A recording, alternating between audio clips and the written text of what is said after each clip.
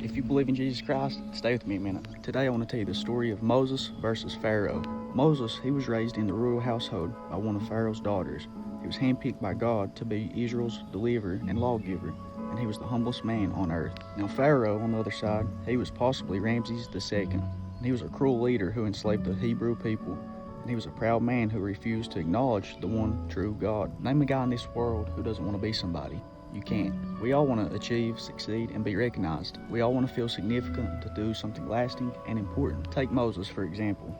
A Hebrew by birth, he escaped the poverty and misery of his people, and he grew up as the adopted grandson of the king of Egypt. With such a privileged upbringing and impressive education, there's no telling where Moses might have ended up and what he might have accomplished. However, Moses, his potential to do great things as a privileged member of a royal household ended when he impulsively killed an Egyptian who was beating a Hebrew slave. After the killing, Moses had to leave the country fast. With nowhere else to go, he took a job herding sheep in the middle of nowhere. At that point, most people would have said, stick a fork in that guy because he's done, he's cooked. All hopes of greatness and all chances of doing something important would have seemed out of the question at that point. As far as public opinion was concerned, Moses might as well have tattooed a big L for loser right in the middle of his forehead. In contrast to Moses, there was Pharaoh, the leader of the world's first great superpower. Pharaoh was wealthy beyond words. He had the power to do almost anything. He was revered, feared, and even worshipped as a god. He built pyramids and drank out of golden goblets. If anyone in this story was primed for everlasting success and fame, it was Pharaoh, right?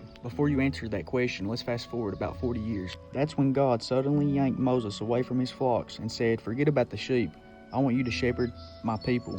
In fact, I'm going to use you to deliver them from Egyptian slavery. Armed with only a walking stick, Moses reluctantly obeyed God's call. And wouldn't you know it, God made good on his promise. He humbled the arrogant Pharaoh and crushed his famed army. Even more amazing is the fact that God used an 80-year-old fugitive and former shepherd named Moses to guide his people to the promised land. We never know what tomorrow holds, do we? We can't see the future. We don't have a clue what God may do in us and through our lives. Right now, we look around and we see guys with talent, smarts, connections, wealth, and worldly ambition. The temptation is to think that's what I need in order to be significant.